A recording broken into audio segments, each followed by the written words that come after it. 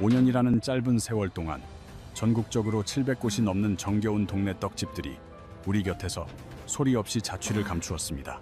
새벽마다 골목길에 고소한 냄새를 풍기던 방앗간들은 이제 차가운 셔터를 굳게 내린 채 과거의 흔적만을 쓸쓸하게 남기고 있습니다. 2024년 한 해에만 자영업 폐업자 수가 사상 처음으로 100만 명을 돌파하며 평생을 바쳐 일궈온 터전들이 무너지고 있습니다. 무엇이 이토록 평생을 바친 상인들의 등을 떠밀었는지, 그리고 이 가혹한 위기 속에서 살아남은 곳들의 비결을 파헤쳐 보겠습니다. 서울부터 부산까지 대도시와 소도시를 가리지 않고 떡집이 사라지는 현상은 이제 특정 지역을 넘어선 전국적인 사회적 문제가 되었습니다. 예전에는 동네마다 큰 길목에 떡집이 하나씩은 꼭 있었고, 명절이면 떡을 사려는 손님들로 긴 줄이 늘어선 풍경이 당연했습니다. 돌잔치나 결혼식 같은 경조사가 있는 날이면 아침 일찍부터 갓 쪄낸 떡을 포장하느라 분주하던 손길은 이제 보기 힘들어졌습니다. 떡집은 단순히 음식을 파는 가게가 아니라 기쁜 일과 슬픈 일을 함께 나누며 공동체의 정을 이어주던 소중한 문화적 공간이었습니다. 아이가 건강하게 자라길 바라는 백일떡과 새로운 시작을 알리는 이사 파시로떡은 우리 삶의 중요한 순간마다 떡집과 함께했습니다. 부모님의 환갑이나 칠순잔치를 위해 정성껏 준비하던 떡 케이크에는 가족의 사랑과 건강을 기원하는 간절한 마음이 담겨 있었습니다. 하지만 이제 그 정겹던 자리는 트렌디한 카페가 차지하거나 주인을 찾지 못한 채 텅 빈 점포로 남아 쓸쓸함을 더하고 있습니다. 상가 임대료가 비싼 역세권은 이미 오래전에 밀려났고, 주택가 골목을 지키던 마지막 가게들마저 하나둘씩 셔터를 내리고 있는 실정입니다. 30년 넘게 한자리를 지키며 떡을 빚어온 장인들은 이제 더는 버틸 힘이 없다며 평생의 업을 내려놓고 떠나가고 있습니다. 폐업하는 사장님들의 대다수가 60대와 70대의 고령층이라 평생 해온 떡일 외에 다른 생계를 찾기란 사실상 불가능에 가깝습니다. 자녀들에게 가게를 물려주려 해도 이 고된 노동을 누가 하겠느냐는 서글픈 대답만이 돌아오는 것이 전통 기술 전수의 현실입니다.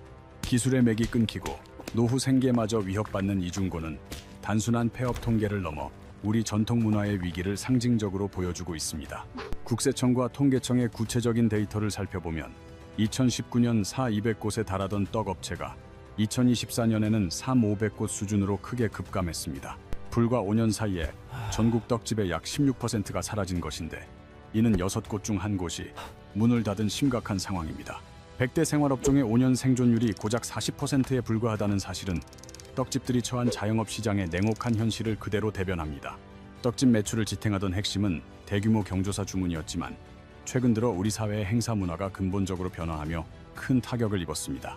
요즘 세대는 수백 명의 하객을 모으는 화려한 대형 예식보다는 가까운 지인들만 초대하여 간소하게 치르는 스몰 웨딩을 훨씬 선호하고 있습니다. 소규모로 진행되는 결혼식에서는 전통적인 패백 절차를 대폭 생략하거나 간소화하는 경우가 많아지면서 상에 올라가던 떡의 수요도 자연스럽게 사라졌습니다. 아이의 첫 번째 생일인 돌잔치 역시 호텔이나 뷔페에서의 성대한 잔치 대신 가족끼리 집에서 조촐하게 보내는 문화가 완전히 정착되었습니다. 이러한 대규모 행사의 실종은 한 달치 매출을 단 몇 건의 주문으로 해결하던 동네 떡집들에게는 생존을 위협하는 치명적인 타격이 되었습니다. 은행에서 20년 넘게 근무하다 퇴직한 50대 김 씨는 퇴직금과 대출을 합쳐 3억 원이라는 거금을 투자해 야심차게 떡집을 열었습니다. 어린 시절 어머니가 운영하시던 정겨운 방앗간에 대한 향수와 은퇴 이후의 안정적인 수입을 기대하며 시작한 도전이었지만 현실은 너무나 냉혹했습니다. 명절 기간인 2달 동안은 몸이 10개라도 모자랄 만큼 바빴으나 나머지 10개월은 하루 매출이 10만 원도 안 되는 날이 수두룩했습니다. 신규 거래처를 확보하기 위해 백방으로 뛰어다녔지만 이미 행사 자체가 줄어든 상황에서 새로운 판로를 개척하기란 하늘의 별 따기보다 어려웠습니다. 결국 김 씨는 막대한 투자금을 대부분 잃은 채 2년 만에 폐업을 결정했고, 이는 자영업의 쓴맛을 보여주는 대표적인 사례가 되었습니다. 설상가상으로 대량 주문을 해주던 기업과 단체들뿐만 아니라 평소 가게를 찾던 개인 소비자들마저 가격 부담을 이유로 등을 돌리기 시작했습니다. 떡이 왜 이렇게 비싸냐는 손님들의 항의는 떡집 사장님들이 현장에서 가장 많이 듣는 가슴 아픈 말 중 하나가 되어버리고 말았습니다.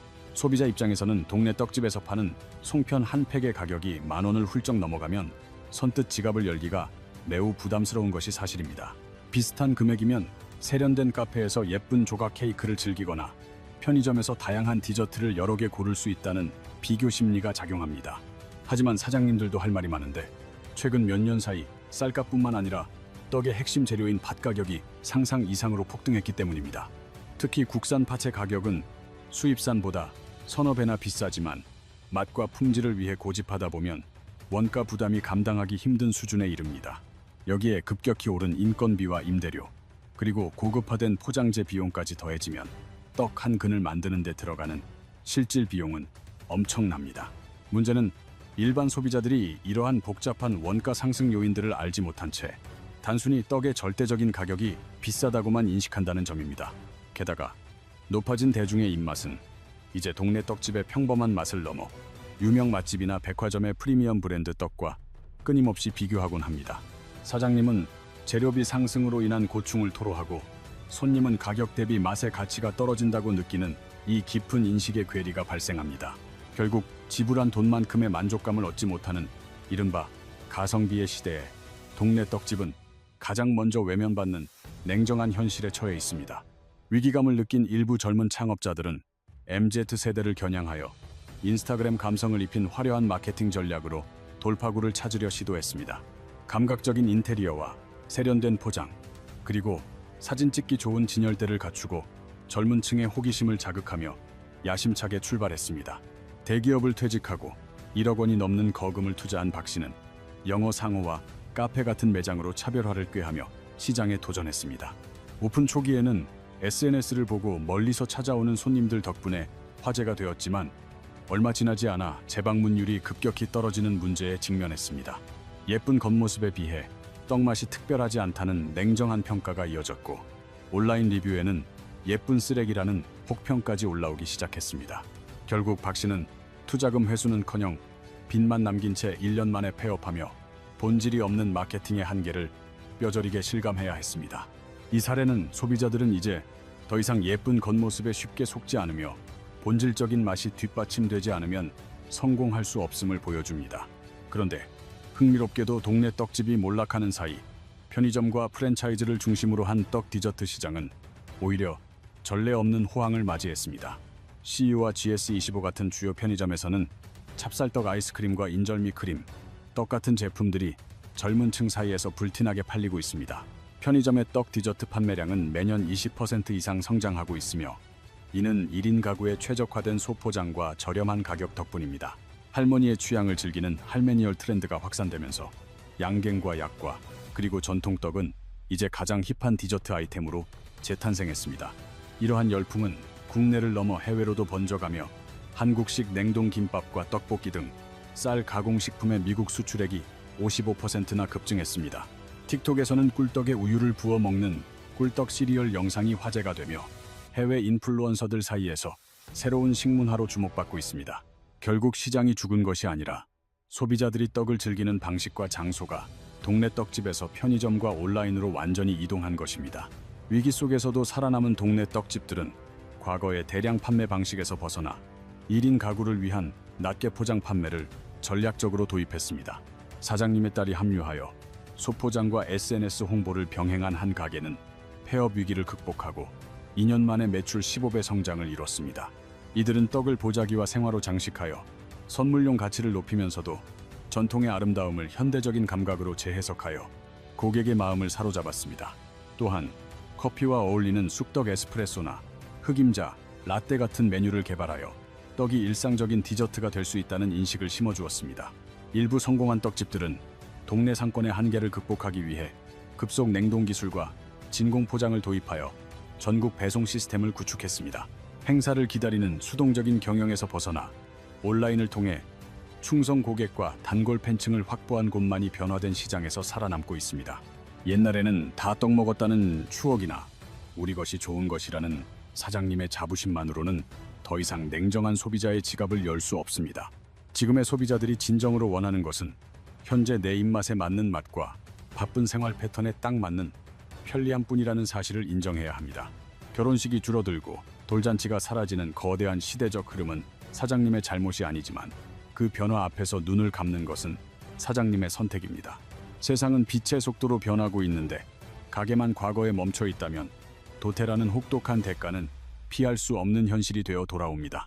인스타그램 감성만 쫓다가 실패한 사례에서 보았듯이 화려한 포장 뒤에 숨겨진 떡의 본질인 맛을 놓쳐서는 결코 안 됩니다. 아무리 마케팅이 화려해도 기본이 무너진다면 한 번 호기심에 온 손님은 다시는 오지 않는다는 장사의 불변의 법칙을 기억해야 합니다.